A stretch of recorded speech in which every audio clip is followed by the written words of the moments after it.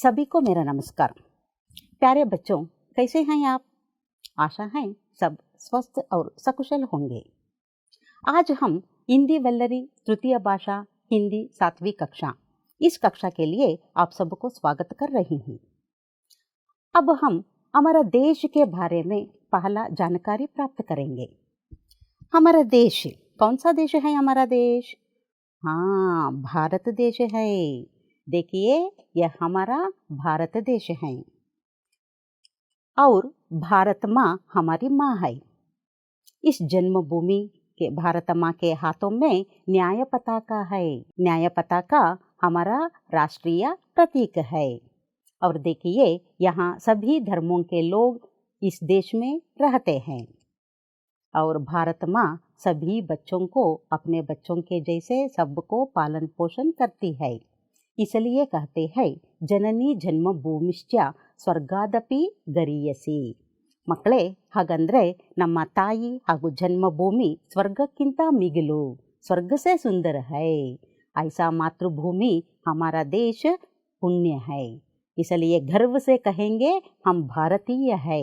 Proud to से we are Indians. आज हम एक देशभक्ति गीत के साथ इस कक्षा को शुरू करेंगे। ನಾವೆಲ್ಲ ಭಾರತೀಯರೆಂಬ ಭಾವ ಮೂಡಲಿ, ನಮ್ಮಲ್ಲಿ ಭೇದ ಭಾವ ಪ್ರಭು ದೂರ ಮಾಡಲಿ. ನಾವೆಲ್ಲ ಭಾರತೀಯರೆಂಬ ಭಾವ ಮೂಡಲಿ, ನಮ್ಮಲ್ಲಿ ಭೇದ ಭಾವ ಪ್ರಭು ದೂರ ಮಾಡಲಿ. ಒಂದು ತೋಟದಲ್ಲಿ ಹಲವು ಬಣ್ಣ ಬಣ್ಣ ಹೂಗಳು, ಆ ಹೂಗಳಂತೆ ದೇಶದಲ್ಲಿ ಹಲವು ಮತಗಳು. ಒಂದು ತೋಟದಲ್ಲಿ ಹಲವು ಬಣ್ಣ ಬಣ್ಣ ಹೂಗಳು, ಆ ಹೂಗಳಂತೆ ದೇಶದಲ್ಲಿ ಹಲವು ಮತಗಳು. ಆ ಹೂಗಳಂತೆ ಮತಗಳು ಮಕರಂದ ಬೀರಲಿ, ಆ ಹೂಗಳಂತೆ ಮತಗಳು ಸದ್ಭಾವ ಬೀರಲಿ. ನಮ್ಮಲ್ಲಿ ಭೇದ ಭಾವ ಪ್ರಭು ದೂರ ಮಾಡಲಿ. ನಾವೆಲ್ಲ ಭಾರತೀಯರೆಂಬ ಭಾವ ಮೂಡಲಿ, ನಮ್ಮಲ್ಲಿ ಭೇದ ಭಾವ ಪ್ರಭು ದೂರ ಮಾಡಲಿ. ನಮ್ಮಲ್ಲಿ ಭೇದ ಭಾವ ಪ್ರಭು ದೂರ ಮಾಡಲಿ. ನಮ್ಮಲ್ಲಿ ಭೇದ ಭಾವ ಪ್ರಭು दूर माडली। बहुत अच्छा है ना। अमिता मैडम जी को हृदयपूर्वक धन्यवाद। देखिए, हमारा राष्ट्रीय प्रतीक है, हमारा राष्ट्रीय ध्वज हमारे राष्ट्र का प्रतीक है और राष्ट्रीय चिन्ह और राष्ट्र गान और राष्ट्रीय प्राणी और राष्ट्रीय पक्षी, ये सब हमारे राष्ट्रीय प्रतीक है।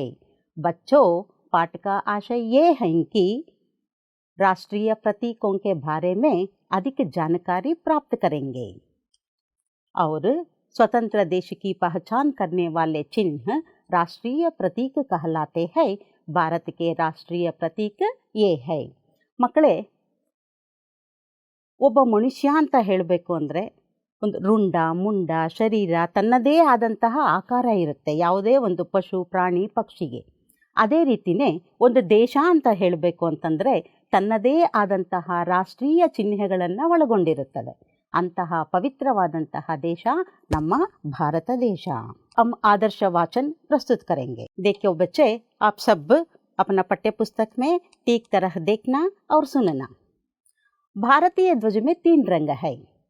केसरिया रंग त्याग और वीरता का प्रतीक है, सफ़ेद रंग शांति और पवित्रता की निशानी है, हरा रंग समृद्धि और खुशहाली का है, बीच में नीले रंग का अशोक चक्र है, इसमें 24 तीलियां हैं।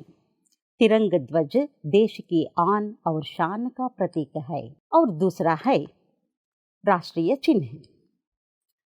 हमारा राष्ट्रीय चिन्ह अशोक स्तंभ से लिया गया है। यह 4 मुख वालों सिंह है, बीच में धर्म चक्र है। चक्र की एक ओर सांड और दूसरी ओर घोड़े का चित्र है। नीचे हिंदी में सत्यमेव जयते लिखा हुआ है। और तीसरा है राष्ट्रीय गान। भारत का राष्ट्रगान जनगण मन है। कवींद्र रविंद्रनाथ टैगोर ने यह गीत लिखा है। राष्ट्रगान राष्ट्रीय समारोह, राष्ट्रीय पर्व तथा विद्यालयों में गाया जाता है। इसको गाने में 52 माने 52 सेकंड का समय लगता है। राष्ट्रगान की धुन सुनते ही खड़े होकर सम्मान देना हमारा कर्तव्य है। राष्ट्रीय प्राणी। बाघ हमारा देश का राष्ट्रीय प्राणी है। बाघ सुंदरता और शक्ति का प्रतीक है। इसके शरीर पर धारियां होती है। यह पशु जंगलों में तथा राष्ट्रीय अभयारण्यों में पाया जाता है। राष्ट्रीय पक्षी। हमारे देश का राष्ट्रीय पक्षी मोर है। इसके पंख रंग बिरंगे होते हैं। गर्दन नीली तथा लंबी होती है। इसका नृत्य बड़ा ही मनमोहक होता है। मोर प्रायः वर्षा ऋतु में नाचता है। राष्ट्रीय पुष्प। कमल भारत का राष्ट्रीय पुष्प है। यह सत्य और पवित्रता का प्रतीक है। कमल तालाबों और झीलों के कीचड़ में खिलता है। इसकी जड़ें पानी के नीचे होती है। पत्ते और पुष्प ऊपर होते हैं। ये सभी चिन्ह देश की स्वतंत्रता, एकता और गौरव को प्रदर्शित करता है। इनका सम्मान करना हमारा कर्तव्य है। अच्छा बच्चा, आदर्श वाचन माने पढ़ना। आप भी घर में इसी तरह पढ़ने की कोशिश करें। अब हम नए शब्दार्थ के बारे में अधिक जानकारी प्राप्त करेंगे। देखिए, पहला है स्वतंत्र। स्वतंत्र माने आजाद। हमारा भारत देश स्वतंत्र देश है। पर्व। पर्व माने त्योहार। त्योहार अंद्रेನು? ಹಬ್ಬ। ಈಗ ನಾವು ಮಾಡ್ತಿದ್ದೀವಲ್ಲ ದಸರಾ, ನಮ್ಮ ಕರ್ನಾಟಕದಲ್ಲಿ ಮೈಸೂರಿನಲ್ಲಿ ವೈಭವಯುತವಾಗಿ ಆಚರಣೆ ಮಾಡುವಂತಹ ಹಬ್ಬ पर्व। दशहरा एक प्रसिद्ध पर्व है। प्रतीक। प्रतीक माने चिन्ह है। उदाहरण के लिए राष्ट्रध्वज हमारे राष्ट्रीय प्रतीक है। समृद्धि। समृद्धि माने संपन्नता, श्रीमंत, संपन्नते। और उद्यान माने बगीचा। उदाहरण के लिए लाल बाग एक प्रसिद्ध बगीचा है बेंगलुरु में। आन। आन का अर्थ है सम्मान, गौरव। राष्ट्रध्वज को सम्मान करना हमारा कर्तव्य है। और शान। शान माने वैभव। मैसूर का राजभवन शानदार है। स्तंभ। स्तंभ माने कंब, पिಲ್ಲರ್, ಸ್ತಂಭ अंताने करीतीವಿ ಅದನ್ನ। और ऋतु माने मौसम। हमारे राष्ट्रीय प्रतीक पहला है राष्ट्रध्वज। अब हम राष्ट्रध्वज के बारे में विचार विश्लेषण करेंगे। राष्ट्रीय ध्वज देखिए, राष्ट्रध्वज कैसा होता है? 3 रंगों से सम्मिलित है। भारतीय ध्वज में 3 रंग है। पहला है केसरिया। केसरिया रंग देखिए बच्चों, केसरिया रंग 3 रंग कुल। इसमें पहला है केसरिया। केसरिया वीरता और त्याग, त्याग और वीरता का प्रतीक है। और सफेद रंग शांति और समृद्धि का द्योतक है। शांति माने कबूतर को शांति का निशान पहचानते हैं। और शुद्ध जल पवित्रता का संकेत है। और तीसरा है हरा रंग। हरा रंग समृद्धि और संपन्नता का द्योतक है। सफेद रंग के बीच में होती है। इसमें 24 तीलियां होती है। तीलिया ಅಂತಂದ್ರೆ ಗೆರೆಗಳು, ಒಟ್ಟು 24 ಗೆರೆಗಳು ಕೂಡಿರುತ್ತೆ। ಅದು ಬಿಳಿ ಬಣ್ಣದ ಮೇಲೆ ಅಶೋಕ ಚಕ್ರ ಇರುತ್ತೆ। यह है हमारा राष्ट्रीय ध्वज। ये है हमारे राष्ट्रीय प्रतीक है। ये तो राष्ट्रीय चिन्ह कहते हैं। राष्ट्रीय चिन्ह अशोक स्तंभ से लिया गया है। बच्चों यहाँ दिखा रहा है ना, ये कौन सा है? हाँ, अशोक स्तंभ है। ये सारनाथ में है। इससे इस 4 सिंह मुख वालों का सिंह का चित्र लिया गया है। बीच में धर्म चक्र है। बीच में क्या है? धर्म चक्र। चक्र की एक ओर सांड और एक ओर घोड़े का चित्र है। सांड, सांड ಅಂದ್ರೆ ಗೂಳಿ ಅಂತ ಕರಿತೀವಿ, घोड़े ಅಂದ್ರೆ ಕುದುರೆ। नीचे हिंदी में सत्यमेव जयते लिखा हुआ है। सत्यमेव जयते माने हमेशा सत्य की ही जय हो। अशोक चक्र ಈ ಅಶೋಕ ಚಕ್ರದ ಈ ಮಧ್ಯದಲ್ಲಿರುವಂತಹ ಅಶೋಕ ಚಕ್ರದ ಚಿಹ್ನೆ ಏನಪ್ಪ ಅಂತಂದರೆ, ಮೋಸ್ಟ್ಲಿ ಚಕ್ರ ಅಂದಿದ ತಕ್ಷಣ ನಿಮಗೆ ಜ್ಞಾಪಕ ಬಂದಿರಬಹುದು. ಮಹಾಭಾರತಕ್ಕೆ ಹೋದಾಗ ನಾವು ಶ್ರೀಕೃಷ್ಣ ಹೇಳ್ತಾನೆ, ಜ್ಞಾಪಕ ಇದೆಯಾ, ಕೇಳಿದ್ದೀರಾ? ಯದಾ ಯದಾ ಹಿ ಧರ್ಮಸ್ಯ ಗ್ಲಾನಿರ್ಭವತಿ ಭಾರತ ಅಭ್ಯುತ್ಥಾನಾಂ ಅಧರ್ಮಸ್ಯ ತದಾತ್ಮಾನಾಂ ಸೃಜಾಮ್ಯಹಂ ಪರಿತ್ರಾಣಾಯ ಸಾಧೂನಾಂ ವಿನಾಶಾಯ ಚ ದುಷ್ಕೃತಾಂ ಧರ್ಮ ಸಂಸ್ಥಾಪನಾರ್ಥಾಯ ಸಂಭವಾಮಿ ಯುಗೇ ಯುಗೇ. ಮಕ್ಕಳೇ ಕೇಳಿದ್ದೀರಾ? ಮಹಾಭಾರತ ಬಂದ ತಕ್ಷಣ ಶ್ರೀಕೃಷ್ಣ ಭಗವದ್ಗೀತೆಯಲ್ಲಿ ಹೇಳುವಂಥದ್ದು ಇದು. ಹಾಗಂದರೆ ಏನಪ್ಪ ಅಂತಂದರೆ, ಪ್ರತಿಯೊಂದು ಯುಗದಲ್ಲೂ ಸಹ ಧರ್ಮದ ಸ್ಥಾಪನೆ ಆಗಬೇಕು. ಪ್ರತಿಯೊಬ್ಬ ಮನುಷ್ಯ ಸಹ ಸದ್ಗುಣ ಸಂಪನ್ನಶೀಲನಾಗಬೇಕು. ಅಧರ್ಮ ನಡೆದಿದ್ದೇ ಆದಲ್ಲಿ ಆ ಅಧರ್ಮವನ್ನು ನಾಶ ಮಾಡಿ ಧರ್ಮವನ್ನು ಸ್ಥಾಪನೆ ಮಾಡೋದಕ್ಕೆ ಮತ್ತೆ ಮತ್ತೆ ನಾನು ಹುಟ್ಟಿ ಬರುವೆ, ಯುಗ ಯುಗಗಳಲ್ಲೂ ಸಹ ಹುಟ್ಟಿ ಬರುವೆ ಅಂತ ಶ್ರೀಕೃಷ್ಣ ಹೇಳ್ತಾನೆ. ಪ್ರಗತಿಯ ಸಂಕೇತ ಚಕ್ರ, इसलिए इसे क्या कहते हैं? धर्म चक्र कहते हैं. इसलिए धर्म चक्र के नीचे क्या है? सत्यमेव जयते, माने सत्य की ही जय होना. हम भी महात्मा गांधी जी के तरह हमेशा सच बोलना चाहिए. देखिए, ये तो नेशनल राष्ट्रीय चिन्ह, नेशनल एम्ब्लम का एक स्तंभ है. ये तो अशोक स्तंभ कहते हैं. इसके ऊपर 4 मुख वाले सिंह है. देखिए, दिखा रहे हैं ना, कितना सिंह है? 4 सिंह है. अब हम राष्ट्रीय गान माने कौन सा है? हाँ, जनगण मना. भारत का राष्ट्रगान जनगण मन है. रविंद्रनाथ टैगोर ने यह गीत लिखा है. देखिए, रविंद्रनाथ टैगोर कविंद्र भी है और गुरुकुल का गुरुजी भी है. इन्होंने शांति निकेतन नामक एक गुरुकुल का स्थापन की है. अब विश्व भारती नाम से प्रसिद्ध हुआ है. राष्ट्रगान गाने में 52 माने 52 सेकंड का समय लगता है. राष्ट्रगान की धुन सुनते ही खड़े होकर सम्मान देना हमारा कर्तव्य है. ನಾವೆಲ್ಲಾದರೂ ಹೋಗ್ತಾ ಇರ್ತೀವಿ, ಇಲ್ಲ ಸ್ಕೂಲ್ ಪ್ರಿಮಿಸಸ್ಸಲ್ಲಿ ಆಟ ಆಡ್ತಿರ್ತೀವಿ, ಇಲ್ಲ ಯಾವುದೋ ಒಂದು ಇದರಲ್ಲಿ ನಡ್ಕೊಂಡು ಹೋಗ್ತಿರ್ತೀವಿ. ಜೋ ಹಬ್ ರಾಷ್ಟ್ರಗಾನ್ ಸುನ್ತೆ ಹಿ, ರಾಷ್ಟ್ರಗೀತೆ ನಮ್ಮ ಕಿವಿಗೆ ಬಿದ್ದ ತಕ್ಷಣ ನಾವೇನು ಮಾಡಬೇಕು? ಕಡೆ ಹೋಕರ್ ನಿಂತುಕೊಂಡು ಸಮ್ಮಾನ್ ಗೌರವವನ್ನು ಕೊಡಬೇಕು. ಮಕ್ಕಳು ಯಾರಿಗಾದ್ರೂ ಗೊತ್ತಿಲ್ಲ ಅಂದರೆ, ರಾಷ್ಟ್ರಗಾನ ಆಡೋವಾಗ ಯಾರಾದರೂ ನಡ್ಕೊಂಡು ಹೋಗ್ತಿದ್ರೆ ಅವ್ರಿಗೆ ನೀವು ಹೇಳಿ, ರಾಷ್ಟ್ರಗಾನ ನಮ್ಮ ರಾಷ್ಟ್ರೀಯ ಚಿಹ್ನೆ, ಅದಕ್ಕೆ ನಾವು ಮರ್ಯಾದೆಯನ್ನು ಗೌರವವನ್ನು ಕೊಡುವಂಥದ್ದು ಹರೇಕ್ ಭಾರತೀಯ का कर्तव्य है, हर एक नागरिक का कर्तव्य है. जो ये है राष्ट्रीय गाना. राष्ट्रीय गाना कितने सेकंड्स में गाना है? 52 सेकंड के अंदर इसे गाना है. और राष्ट्रीय प्राणी कौन सा है? हाँ, हमारा राष्ट्रीय प्राणी देश का सुंदरता और शक्ति का प्रतीक है. ये देखिए, बाघ हमारे राष्ट्रीय प्रतीक है.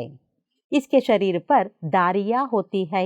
दिखा रहे हैं ना, दारियाँ माने कप्पु बಣ್ಣದ ಪಟ್ಟಿಗಳಿದೆ ಇದರ ಮೇಲೆ. यह पशु जंगलों में तथा राष्ट्रीय अभयारण्यों में पाया जाता है. ಇವೆಲ್ಲನೂ ಕಾಡು ಪ್ರಾಣಿಗಳು. ಮಕ್ಕಳೇ, ಕಾಡು ಪ್ರಾಣಿಗಳನ್ನು ನಾವು ಸಾಕೋದಕ್ಕೆ ಆಗೋದಿಲ್ಲ. ಅದಕ್ಕೆ ಇವೆಲ್ಲಿರುತ್ತೆ? ಜಂಗಲೊಮ್ಮೆ. ಜಂಗಲ್ ಅಂದರೆ ಕಾಡುಗಳಲ್ಲಿ, ನಮ್ಮ ರಾಷ್ಟ್ರದಲ್ಲಿರುವಂತಹ ರಾಷ್ಟ್ರೀಯ ಅಭಯಾರಣ್ಯಗಳಾಗಿರ್ತಕ್ಕಂತಹ ನಾಗರಹೊಳೆ, ಬಂಡೀಪುರ ಈ ಪ್ರದೇಶಗಳಲ್ಲಿ ಹೆಚ್ಚಾಗಿ ಸ್ವೇಚ್ಛೆಯಿಂದ ಆರಾಮಾಗಿರುತ್ತೆ. ಅದಕ್ಕೆ ಅಂತಲೇ ಮಾಡಿರುವಂತಹ ಅಭಯಾರಣ್ಯಗಳು. ಏ ಹೈ ರಾಷ್ಟ್ರೀಯ ಪ್ರಾಣಿ. ಯಾಕೆ ನಾವು ಹುಲಿಯನ್ನು ರಾಷ್ಟ್ರೀಯ ಪ್ರಾಣಿ ಅಂತ ಕರಿತೀವಿ?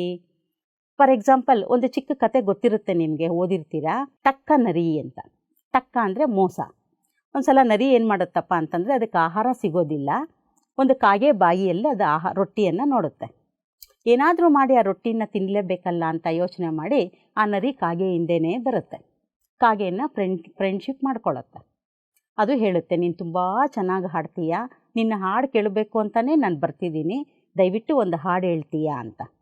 ಕಾಗೆ ಹೇಳುತ್ತೆ, ಯಾರೂ ನನ್ನ ಹಾಡು ಇಷ್ಟಪಡೋದಿಲ್ಲ, ನೀನು ಇಷ್ಟಪಡ್ತಿದೀಯಲ್ಲ ಅಂದಾಗ, ಇಲ್ಲ, ನನಗೆ ನೀನು ಹಾಡೋ ಅಂಥ ಹಾಡೇ ತುಂಬ ಇಷ್ಟ, ಒಂದೇ ಒಂದು ಸಲ ನನಗೋಸ್ಕರ ಹಾಡು ಅಂತ ಕೇಳ್ಕೊಳುತ್ತೆ. ಆಗೇನು ಮಾಡುತ್ತೆ, ಕಾಗೆ ತುಂಬ ಖುಷಿಯಾಗುತ್ತೆ ಅದಕ್ಕೆ. ಯಾರೂ ನನ್ನ ಹಾಡು ಕೇಳೋದಿಲ್ಲ, ನನ್ನ ಹಾಡು ಅಂದರೆ ಕರ್ಕಶ ಅಂತಾರೆ ಜನ ಅಂತ ಹೇಳಿಬಿಟ್ಟು ಖುಷಿಯಾಗಿ ಅದು ಹಾಡೋದಕ್ಕೆ ಶುರು ಮಾಡುತ್ತೆ. ಅದು ಹಾಡೋಕ್ಕೆ ಶುರು ಮಾಡಿದ ತಕ್ಷಣ ಏನಾಗುತ್ತೆ, ರೊಟ್ಟಿ ಕೆಳಗಡೆ ಬಿತ್ತು. ಆ ರೊಟ್ಟಿ ಇಮ್ಮಿಡಿಯೇಟಾಗಿ ಯಾವುದು ಎತ್ಕೊಂತು, ನರಿ ಬಾಯಿಗೋಯ್ತು. ಇದು ಮೋಸ ಮಾಡಿ ಆಹಾರವನ್ನು ಇನ್ನೊಂದರಿಂದ ಕಿತ್ಕೊಳ್ತು, ಯಾವುದು, ನರಿ. ಆದರೆ ಮಕ್ಕಳೇ, ಹುಲಿ ಹಾಗಲ್ಲ, ನೇರ, ದಿಟ್ಟ, ನಿರಂತರ. ಅದು ಯಾವುದೇ ಒಂದು ಬೇಟೆ ಆಡಬೇಕು ಅಂದರೆ ಸಾಹಸದಿಂದ ಮುನ್ನುಗ್ಗಿ ಬೇಟೆ ಆಡುತ್ತೆ. ಅದಕ್ಕೆ ಆಹಾರ ಬೇಕು ಅಂದಾಗ ಮತ್ತೊಮ್ಮೆ ಬೇಟೆ ಆಡುತ್ತೆ ಹೊರತು ಮತ್ತೆ ಇರೋವಂಥದ್ದನ್ನೇ ಅದು ತಿನ್ನೋಕ್ಕೆ ಹೋಗಲ್ಲ ಅಂತಾರೆ. ಮತ್ತು ಇದು ಸಾಹಸ, ಒಂದು ಸುಂದರತೆ, ಆಕರ್ಷಣೀಯ ಒಂದು ಇದರಿಂದ ನಾವು ಇದನ್ನು ರಾಷ್ಟ್ರೀಯ ಪ್ರಾಣಿ ಅಂತ ಕರಿತೀವಿ. राष्ट्रीय पक्षी कौन सा है? बहुत सुंदर पक्षी है ना? हाँ, मोर है. हमारा देश का राष्ट्रीय पक्षी मोर है. इसके पंख रंग बिरंगे होते हैं.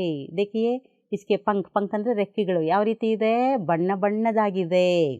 ಗರ್ದನ್ ನೀಲಿ ತಥಾ ಲಂಬಿ ಹೋತಿ ಹೈ. ಗರ್ದನ್ ಹೇಗಿದೆ ನೋಡಿ, ನೀಲಿ ಬಣ್ಣದಲ್ಲಿದೆ, ಕಾಣಿಸ್ತಿದೆಯಲ್ಲ. ಅದ್ರ ನೀಲಿ ಆ ಒಂದು ಬಣ್ಣ ತುಂಬ ಚೆನ್ನಾಗಿರುತ್ತೆ, ನ್ಯಾಚುರಲ್ ಕಲರ್ ಅದು. ಆ ಒಂದು ಬಣ್ಣವನ್ನು ಏನು ಮಾಡಿದ್ರೂ ನಾವು ಅದನ್ನು ತರೋಕ್ಕಾಗಲ್ಲ. ಇತ್ನಾ ಆಕರ್ಷಕ್ ಅವ್ರ ಮನಮೋಹಕ ಹೈ. ಇಸ್ಕ ನೃತ್ಯ ಬಡಾ ಹಿ ಮನಮೋಹಕ ಹೋತಾ ಹೈ. ದೇಖಿ ನೋಡಿ, ಅದರ ರೆಕ್ಕೆಗಳನ್ನು ಬಿಡಿಸಿ ಹಾಡೋವಾಗ ನೃತ್ಯ, ನಾಚನ ಅಂತಂದರೆ ನೃತ್ಯ ಮಾಡೋವಾಗ ತುಂಬ ಚೆನ್ನಾಗಿ ಕಾಣಿಸುತ್ತೆ. ಅತ್ಯಂತ ಆಕರ್ಷಣೀಯ ಹೋತೆ ಹೈ. ರಾಷ್ಟ್ರೀಯ ಪುಷ್ಪ ಮನೆ हमारा भारत का राष्ट्रीय पुष्प कमल है. देखिए, ये कमल, यह सत्य और पवित्रता का प्रतीक है. ಮಕ್ಕಳೇ, ನೀವು ನೋಡಿರಬೇಕು, ತಾವರೆ ಹೂವು ಎಷ್ಟು ಶ್ರೇಷ್ಠ ಅಂತಂತಂದರೆ ನಮ್ಮ ದೇಶ ಸಂಸ್ಕೃತಿಯ ಪ್ರತೀಕ. ಪ್ರತಿಯೊಂದು ಹಬ್ಬಗಳನ್ನು ಸಹ ಸಂಸ್ಕೃತಿಯಿಂದ ಮಾಡುವಂತಹ ಆಚಾರ ವಿಚಾರ ನಮ್ಮದು. ಯಾವುದೇ ಒಂದು ಹಬ್ಬ ಮಾಡಬೇಕು ಅಂತಂದರೆ ದೇವರನ್ನು ತಿಳ್ಕೊಂಡಾಗ ಲಕ್ಷ್ಮಿ, ಸರಸ್ವತಿ ಅಂತಂದಾಗ ಮೊದಲು ಜ್ಞಾಪಕ ಬರುವಂಥದ್ದು ತಾವರೆ ಹೂವಲ್ಲಿ ಕೂತಿರುವಂತಹ ಲಕ್ಷ್ಮಿ, ತಾವರೆಯಲ್ಲಿ ಕೂತಿರುವಂತಹ ಸರಸ್ವತಿ. ತಾವರೆ ಹೂವನ್ನು ಇಟ್ಟು ಪೂಜೆ ಮಾಡೋದೇ ಒಂದು ಶ್ರೇಷ್ಠ ಅನ್ನುವಂತಹ ಸಂಸ್ಕೃತಿ ನಮ್ಮ ದೇಶದ್ದು. ಅಂತಹ ಕಮಲ್ ಹಮಾರ ರಾಷ್ಟ್ರೀಯ ಪುಷ್ಪ ಹೈ. ರಾಷ್ಟ್ರೀಯ ಪುಷ್ಪ ಇಸ್ಕಿ ಜಡೆ ಪಾನಿಕೆ ನೀಚೆ ಹೋತಿ ಹೈ. ಜಡೆ ಅಂದರೆ ಬೇರು. ತಾವರೆಯ ಬೇರು ನಮಗೆ ಕಾಣಿಸೋದಿಲ್ಲ, ಅದು ಎಲ್ಲಿರುತ್ತೆ, ನೀರಿನ ಒಳಗಡೆ ಇರುತ್ತೆ. ಕಮಲದ ಹೂವು ಎಲ್ಲಿರುತ್ತೆ, ತಾಲಾಬ್ ಅಂದರೆ ಸರೋವರ, ಜೀಲೋ ಅಂದರೆ ಕೊಳಗಳಲ್ಲಿ ನಿಂತಿರುವಂತಹ ನೀರು. ಆ ನೀರಲ್ಲಿ ಆ ಹೂವು ಅರಳುತ್ತೆ. ಅದರ ಹೂವು ಮತ್ತು ಎಲೆಗಳನ್ನು ಮಾತ್ರ ನಾವು ನೋಡಬಹುದು. पत्ते और पुष्प ऊपर होते हैं. देखिए बच्चे, फूल और पत्ते ऊपर दिखा रहा है और जड़ें नहीं दिखा रहा है. वो कहाँ है? वो पानी के अंदर है. ये स्वतंत्रता, एकता और गौरव को प्रदर्शित करते हैं. कमल से पूजा करना प्रतिष्ठित मानते हैं और ये गौरव का प्रतीक है. इनका सम्मान करना हमारा कर्तव्य है. देखिए, ये कमल हमारा राष्ट्रीय प्रतीक है. अच्छा बच्चों, हम हमारे राष्ट्रीय प्रतीकों के बारे में बहुत जानकारी प्राप्त किया है. अब हम एक छोटा सा गाना प्रस्तुत करूँगी. ನಮ್ಮ ಭೂಮಿ ಮೇಲೆ ಹಲವಾರು ರಾಷ್ಟ್ರಗಳಂತೆ, ಪ್ರತಿ ರಾಷ್ಟ್ರಕ್ಕುಂಟು ಅದರದೇ ಚಿಹ್ನೆಯಂತೆ. ನಮ್ಮ ಭೂಮಿ ಮೇಲೆ ಹಲವಾರು ರಾಷ್ಟ್ರಗಳಂತೆ, ಪ್ರತಿ ರಾಷ್ಟ್ರಕ್ಕುಂಟು ಅದರದೇ ಚಿಹ್ನೆಯಂತೆ. ನಮ್ಮ ರಾಷ್ಟ್ರ ಕೂಡ ಹೊಂದಿದೆ ಹಲವಾರು ಚಿಹ್ನೆ, ಇವೆಲ್ಲ ನಮ್ಮ ರಾಷ್ಟ್ರದ ಪ್ರತೀಕವಾಗಿವೆ. ರಾಷ್ಟ್ರಧ್ವಜ, ರಾಷ್ಟ್ರ ಲಾಂಛನ, ರಾಷ್ಟ್ರಗೀತೆಯು, ರಾಷ್ಟ್ರ ಹೂವು, ರಾಷ್ಟ್ರಪಾಣಿ, ರಾಷ್ಟ್ರ ಪಕ್ಷಿಯು. ನಮ್ಮ ಭೂಮಿ ಮೇಲೆ ಹಲವಾರು ರಾಷ್ಟ್ರಗಳಂತೆ, ಪ್ರತಿ ರಾಷ್ಟ್ರಕ್ಕುಂಟು ಅದರದೇ ಚಿಹ್ನೆಯಂತೆ. ಪ್ರತಿ ರಾಷ್ಟ್ರಕ್ಕುಂಟು ಅದರದೇ ಚಿಹ್ನೆಯಂತೆ. अच्छा बच्चों, कैसा लगा? बहुत अच्छा है ना? और एक बार हमीदा मैडम जी को धन्यवाद. देखिए, हमारा राष्ट्रीय प्रतीक याद रखना, राष्ट्रध्वज, राष्ट्र चिन्ह, राष्ट्रगान, राष्ट्र प्राणी, राष्ट्र पक्षी, राष्ट्र पुष्प. अब हम प्रश्नोत्तर के बारे में जानकारी प्राप्त करेंगे. देखिए, पहला प्रश्न है, हमारा राष्ट्रीय ध्वज किसका प्रतीक है? राष्ट्रध्वज देश की और शान का प्रतीक है। Very good. हमारा राष्ट्रीय प्रतीक देश की और शान का प्रतीक है। Very good Aryan. हमारे राष्ट्रीय चिन्ह के नीचे क्या लिखा हुआ है? हाँ, सत्यमेव जयते। Very good. राष्ट्रगान किसने लिखा है? रविंद्रनाथ टैगोर। रविंद्रनाथ टैगोर। ऋषिता, बहुत खूब। मोर कब नाचता है? वर्षा ऋतु में। वर्षा ऋतु में। Prajwala, keep it up. कमल कहाँ खिलता है? तालाब और झीलों के कीचड़ में। तालाब और झीलों के कीचड़ पानी में। Very good. बहुत अच्छी तरह आप प्रश्न का उत्तर बताया। आप सबको बहुत बहुत शुक्रिया। हमारा राष्ट्रीय ध्वज किसका प्रतीक है? राष्ट्रध्वज देश की और शान का प्रतीक है। देश की और शान का प्रतीक है। Very good Aryan. हमारे राष्ट्रीय चिन्ह के नीचे क्या लिखा हुआ है? सत्यमेव जयते। हाँ, वेरी गुड। सत्यमेव जयते। Very good Sanjana. राष्ट्रगान किसने लिखा है? Very good. राष्ट्रगान रविंद्रनाथ टैगोर ने लिखा है। Rishita, keep it up. मोर कब नाचता है? वर्षा ऋतु में। कमल कहाँ खिलता है? तालाब और झीलों के कीचड़ में। तालाब और झीलों के कीचड़ में खिलता है। Very good Sanjana. अच्छी तरह उत्तर दिए हैं आप सब लोग। अच्छा, हम विलोमार्थक शब्द के बारे में जानकारी प्राप्त करेंगे। पहला है पवित्र। पवित्र का विलोमार्थक शब्द क्या है? विलोमार्थक ಅಂತಂದ್ರೆ ಆಪೋಸಿಟ್ ವರ್ಡ್ಸ್। पवित्र, अपवित्र। और सत्य। सत्य का विलोमार्थक शब्द क्या है? असत्य। और एकता। एकता का विलोमार्थक शब्द? हाँ, वेरी गुड, अनेकता। विजय। विजय शब्द का विलोमार्थक शब्द है? वेरी गुड, पराजय। और स्वतंत्र। स्वतंत्र शब्द का विलोಮಾರ್ಥಕ ಶಬ್ದ ಪರತಂತ್ರ है। ಪರತಂತ್ರ ಅಂದರೆ ಬೇರೆಯವರ ಅಧೀನದಲ್ಲಿರುವಂಥದ್ದು, ಸ್ವತಂತ್ರ ಅಂದರೆ ನಾವು ಸ್ವತಂತ್ರರಾಗಿರುವಂಥದ್ದು। स्वतंत्र का विलोमार्थक शब्द परतंत्र है। अच्छा बच्चे, हम आगे बढ़ेंगे। हमारे राष्ट्रीय प्रतीक है, देखिए कौन कौन सा। वो उत्तर ऊपर है, चिन्ह के सामने आप इसका उत्तर लिखना। देखिए, सोचो और सही शब्द चुनो और चित्रों के आगे लिखो। बच्चे, पहला चित्र कौन सा है? हाँ, राष्ट्रीय चिन्ह। और दूसरा कौन सा है? हाँ, राष्ट्र पुष्प। और ये चित्र किसका है? वेरी गुड, ये है राष्ट्र पक्षी। और ये चित्र किसका है? 3 रंगों का, हाँ, राष्ट्रध्वज। और नीली रंग में हुए है ये अशोक चक्र। और ये है राष्ट्र प्राणी। राष्ट्र चिन्ह, राष्ट्र पुष्प, राष्ट्र पक्षी, राष्ट्रध्वज, अशोक चक्र, राष्ट्र प्राणी, ये सब हमारे राष्ट्रीय प्रतीक है। बच्चों, अशोक चक्र में 24 तिलिया का अर्थ जानते हैं ना आप? 24 ನೋಡಿ ಮಕ್ಕಳೇ, 24 ಗೆರೆಗಳಿರುತ್ತೆ। 4 ಸಿಂಹಗಳ, ನಮ್ಮ ರಾಷ್ಟ್ರೀಯ ಚಿಹ್ನೆಯಲ್ಲಿ 4 ಸಿಂಹಗಳ ಮುಖ ಮುದ್ರೆಗಳಿರುತ್ತೆ। ಇದರ ಅರ್ಥ ಏನಪ್ಪ ಅಂತಂದರೆ 4 ದಿಕ್ಕುಗಳು, ಪೂರ್ವ, ಪಶ್ಚಿಮ, ಉತ್ತರ, ದಕ್ಷಿಣ, 4 ದಿಕ್ಕುಗಳಲ್ಲಿ ಧರ್ಮವನ್ನು ಸ್ಥಾಪನೆ ಮಾಡುವಂಥದ್ದು ನಮ್ಮೆಲ್ಲರ ಕರ್ತವ್ಯ। ಸದ್ಗುಣ ಸಂಪನ್ನಶೀಲರಾಗಿ ನಮ್ಮ ದೇಶದ ಗೌರವವನ್ನು ಹೆಚ್ಚಿಸುವಂಥದ್ದು ನಮ್ಮ ಕರ್ತವ್ಯ। ಆ ಒಂದು ಪ್ರತೀಕವಾಗಿ 24 ಗೆರೆಗಳು ಅಂದರೆ 24 ಗಂಟೆ। ಒಂದು ದಿನಕ್ಕೆ ಎಷ್ಟು ಗಂಟೆ? 24 ಗಂಟೆ। 24 ಗಂಟೆನೂ ಸಹ ನಾವು ಧರ್ಮವನ್ನು ಆಚರಣೆ ಮಾಡಬೇಕು ಅನ್ನುವಂಥದ್ದೇ ಇದರ ಸಂಕೇತ। ಮಕ್ಕಳೇ, ಮುಂದೆ ಹೋಗೋಣ। ಈಗ हमारे राष्ट्रीय प्रतीक, इस पाठ में थोड़ा सा शब्द विचार के बारे में जानकारी प्राप्त करेंगे। देखिए यहाँ का, के, की, ये क्या है? ವಿಭಕ್ತಿ ಪ್ರತ್ಯಯ। ವಿಭಕ್ತಿ ಪ್ರತ್ಯಯ ಅಂದರೆ ಏನು?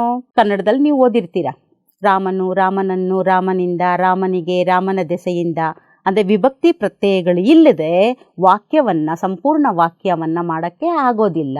ಅರ್ಥಗರ್ಭಿತ ವಾಕ್ಯ ಆಗಬೇಕು ಅಂತಂದರೆ ನಾವು ಸಂಬಂಧಕಾರಕ ವಿಭಕ್ತಿ ಪ್ರತ್ಯಯಗಳನ್ನು ಉಪಯೋಗಿಸಬೇಕು. ಇದನ್ನು ಹಿಂದಿಯಲ್ಲಿ ಕಾರಕ್ ಅಂತ ಕರಿತೀವಿ. ಇದರ ಬಗ್ಗೆ ನಿಮಗೆ ಸವಿಸ್ತಾರವಾಗಿ ಮುಂದಿನ ತರಗತಿಯಲ್ಲಿ ನೀವು ತಿಳ್ಕೊತೀರ. ಈಗ ಮೊದಲಿಗೆ ಕಾ ಕೆ ಕಿ ಅಂದರೆ ಕಾ ಅಂದರೆ ಏಕವಚನಕ್ಕೆ ಉಪಯೋಗ ಮಾಡ್ತೀವಿ. ಕೆ ಅನ್ನುವಂಥದ್ದು ಬಹುವಚನ ಪುಲ್ಲಿಂಗ, ಕಿ ಅನ್ನುವಂಥದ್ದು ಸ್ತ್ರೀಲಿಂಗ ಏಕವಚನ ಮತ್ತು ಬಹುವಚನ ಎರಡಕ್ಕೂ ಸಹ ಸ್ತ್ರೀಲಿಂಗದಲ್ಲಿ ನಾವು ಇದನ್ನು ಉಪಯೋಗಿಸ್ತೀವಿ. ಮೊದಲು ನೋಡಿ ಮಕ್ಕಳೇ, ಒಂದು ಉದಾಹರಣೆ ಇದೆ ನೋಡಿ ಇಲ್ಲಿ. ನಾಮಪದ ಮತ್ತು ಸರ್ವನಾಮಗಳ ಈ ಎರಡರ ಮಧ್ಯೆ ಬರುವಂತಹ ಸಂಬಂಧವನ್ನು ಸೂಚಿಸುವಂಥದ್ದಕ್ಕೆ ಏನಂತೀವಿ? ವಿಭಕ್ತಿ ಪ್ರತ್ಯಯ. ಹಿಂದಿ ಮೇ कारक कहते हैं. ಉದಾಹರಣೆಗೆ ಜೈಸೆ ರಾಮ್ ರಾಜ ದಶರಥ ಕಾ ಬೇಟಾ ತಾ. ರಾಮ ಯಾರು? ರಾಜ ದಶರಥನ ಮಗ. ಕಾ ಅಂತ ಯಾಕೆ ಬಂತು? ರಾಮ ಹುಡುಗ ಏಕವಚನ. राजा दशरथ राम के पिता थे. दूसरा वाक्य में राजा दशरथ राम के पिता थे. राम के ಯಾಕೆ ಬಂತು? ರಾಜ ದಶರಥ ತಂದೆಯವರು, ಹಿರಿಯರು. ಹಿರಿಯರಿಗೆ ಗೌರವ ಕೊಡುವಂಥದ್ದು ನಮ್ಮ ಕರ್ತವ್ಯ. ಅದಕ್ಕೆ ಹಿರಿಯರು ಮತ್ತು ಪುಲ್ಲಿಂಗ ಬಂದಾಗ ನಾವು ಕೆ ಅನ್ನುವಂಥದ್ದನ್ನು ಉಪಯೋಗಿಸ್ತೀವಿ. सीता राम की पत्नी थी.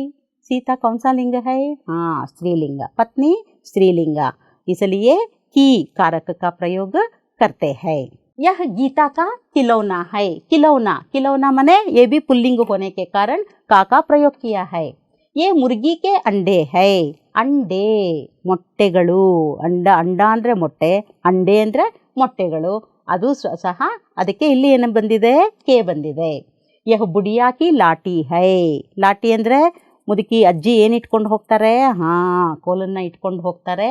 ಅದಕ್ಕೆ ಬುಡಿಯಾ ಕಿ ಲಾಟಿ. ಲಾಟಿ ಅನ್ನುವಂಥದ್ದು ಸ್ತ್ರೀಲಿಂಗ ಪದ ಆಗಿರೋದ್ರಿಂದ ಇಲ್ಲಿ ಕಿ ಅನ್ನುವಂತಹ ವಿಭಕ್ತಿ ಪ್ರತ್ಯಯವನ್ನು ಬಳಸಿದ್ದೀವಿ. नमूने के अनुसार सही शब्द लिखिए. देखिए उदाहरण के लिए राष्ट्रगीत कौन सा है? गुड, जनगण मन. राष्ट्रीय पक्षी मोर. राष्ट्रीय खेल ಹಾಕಿ. ರಾಷ್ಟ್ರೀಯ ಫಲ್ ಆಮ್. ಆಮ್ ಅಂದರೆ ಯಾವುದು? ಮಾವಿನ ಹಣ್ಣು. ಹಣ್ಣುಗಳ ರಾಜ ಅಂತ ಯಾವುದನ್ನು ಕರಿತೀವಿ? ಮಾವಿನ ಹಣ್ಣನ್ನು. ರಾಷ್ಟ್ರೀಯ ಫೂಲ್ ಕಮಲ್. ರಾಷ್ಟ್ರ पिता कौन है? गुड, महात्मा गांधी. जो इस तरह नमूने के अनुसार आप भी अपना घर में लिखने की कोशिश करें. अब हम गृह कार्य के रूप में ये प्रश्न दे रही हूँ. इन प्रश्नों के उत्तर लिखिए. केसरिया रंग किसका प्रतीक है? धर्मचक्र के नीचे क्या लिखा है? कमल किसका प्रतीक है? बच्चों, इन प्रश्नों का उत्तर आप अपना घर में लिखना और अपने अध्यापक को दिखाना. आज हम इस पाठ को समाप्त कर रही हूँ. बच्चों, अंत में एक बात कहना चाहती हूँ. आप सब हमारा राष्ट्रीय चिन्हों को गौरव देना है. हर एक नागरिक का कर्तव्य है. याद रखना, अब हमारे ये कक्षा समाप्त हो रही हैं. आप सब अपना घर में स्वस्थ रहो और स्वच्छता से रहो और हमारा राष्ट्रीय प्रतीकों को हमेशा गौरव करना अभ्यास कर लीजिए. मुझे आशा है यह पाठ आपको समझ में आया होगा. सुनने के लिए और सबको धन्यवाद. मेरा नाम शोभा है. मैं सरकारी पदवी पूर्व कॉलेज देवनहल्ली तालुक बेंगलुरु ग्रामांतर जिला में काम कर रही हूँ. धन्यवाद.